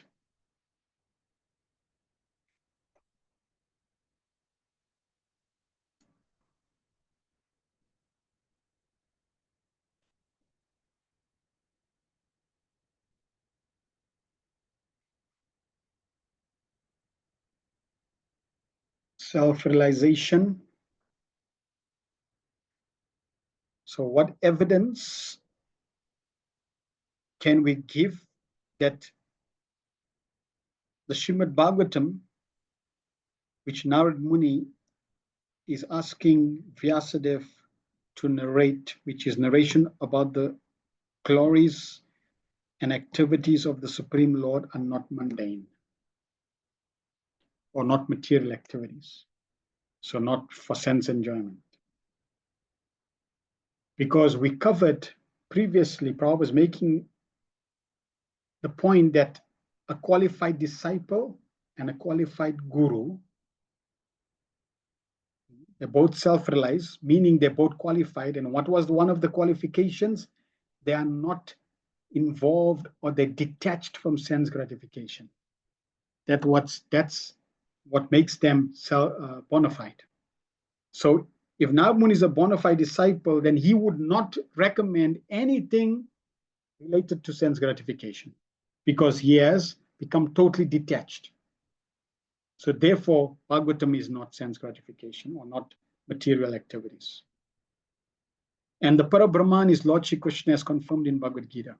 In the 10th chapter of Srimad Bhagavad Gita, when Arjuna realized the factual position of Lord Krishna, he addressed Lord Krishna in the following words: Parabrahmam paradama pavitram paramam bhavan purusham saswatam divyam adidevam ajambu vibhum ahustvam rasaya sarve devarsinaradatha shito devala vyasa swayam chaiva bravishime. Arjuna summarized the purpose of the Bhagavad Gita by his realization of Lord Shri Krishna and thus said, my dear personality of Godhead, you are the supreme absolute truth, the original person in his eternal form of bliss and knowledge. And this is confirmed by Narada, Atita, Devala, and Vyasadeva. And above all, you yourself have also personally confirmed it. When Vyasadeva fixed his mind in meditation, he did it in Bhakti Yoga trance and actually saw the supreme person with Maya, the illusory energy, in contraposition. As we have discussed before, Lord's Maya or illusion is also a representation because Maya has no existence without the Lord. Darkness is not independent of light. Without light, no one can experience the contraposition of darkness. However, this Maya or illusion cannot overcome the Supreme Personality of Godhead, but stand apart from him. Apashrayam. Therefore, perfection of meditation is a realization of the personality of God along with his transcendental activities. Meditation on the impersonal Brahman is troublesome business for the meditator, as confirmed in Bhagavad Gita 12.5.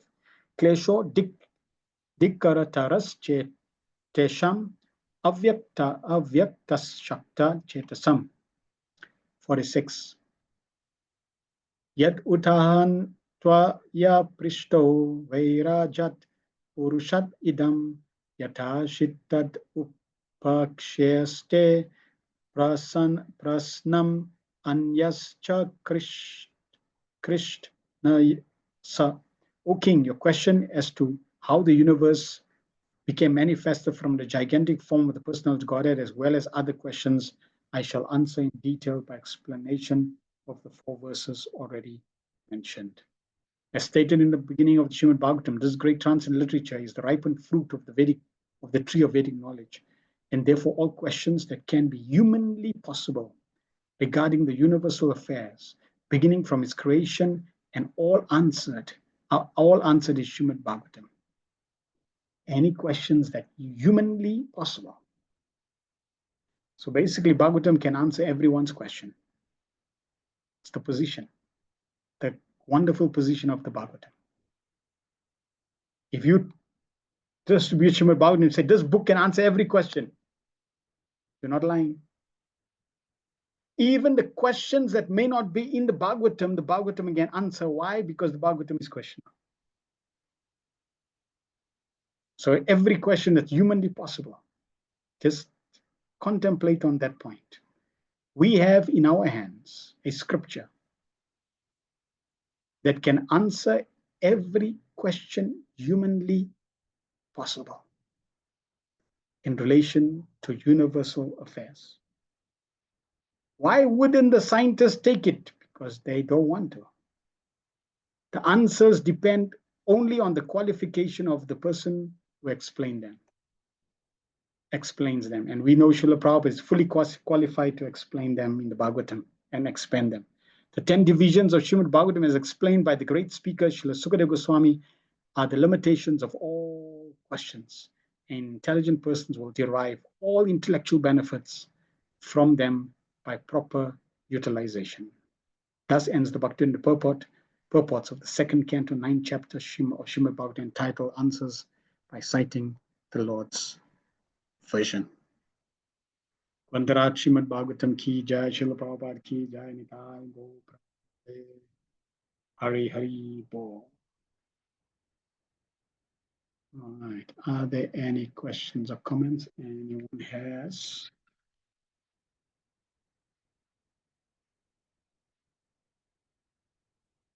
Next week, we will continue with the last chapter of this canto, entitled Bhagavatam is the answers to all questions. Jai.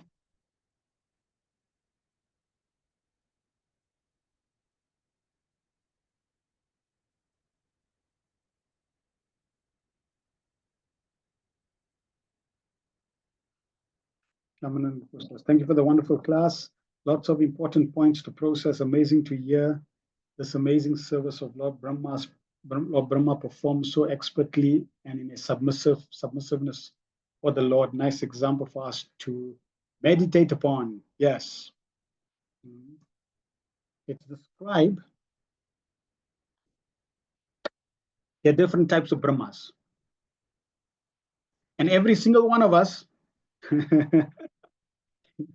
every single one of us, Shamananda Prabhu, including you, every single one of us, we were Lord Brahma once upon a time.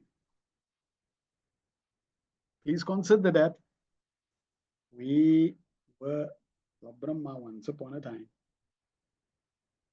And if we were Lord Brahma, what am I doing here? What am I doing here? What happened? Hey, what happened? I didn't have folded hands. Yes, I became proud. Oh, just such a powerful creator. And when there's pride, there's passion, it's mood of passion, you fall down. So, yep, unfortunately, we did not learn the lesson. This our spiritual is our Adi is like the Adi Guru of the disciplic succession. He's teaching us how to learn our lesson, follow in his footsteps. That yes, if we're doing our service, we want to realize it is only by Krishna's mercy, only by Prabhupada's mercy.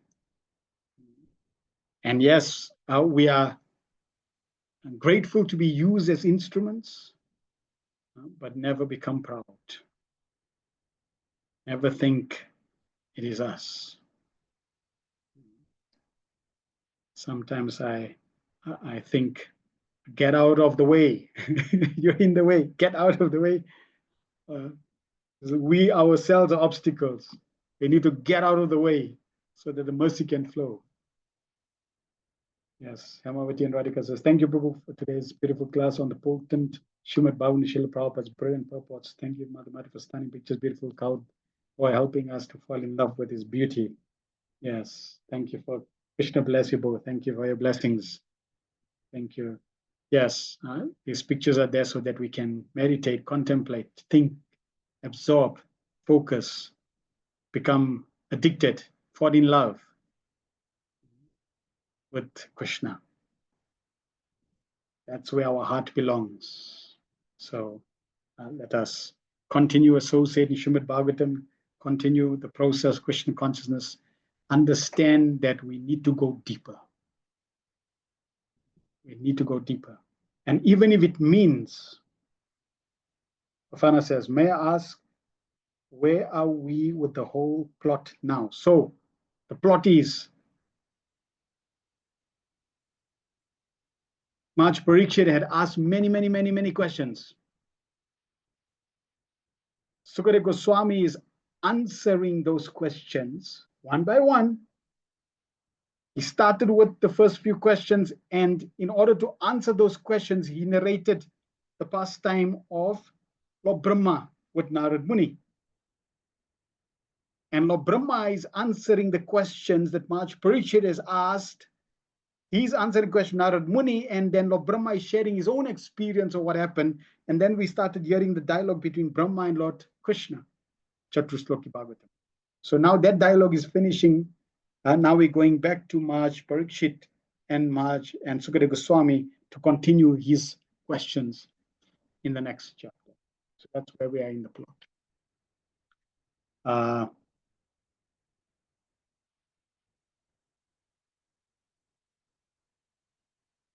There was something I was mentioning, slipped my mind. Okay. That's fine. No problem. All right, great. Yes. So we simply have to continue associating. And even though it may be difficult, we just have to keep desiring that I want to go deeper. Even if I cannot go deeper, at least desire I want to go deeper. That desire should be in the forefront, and pray to Krishna. And slowly, by the mercy of the Lord, we can go deeper. Thank you. Srimad Bhagavatam ki jai, Srila Prabhupada ki jai, Samaveta Bhaktivinoda ki jai, Nitai Go Brahmanande, Hari Hari Hari Bo.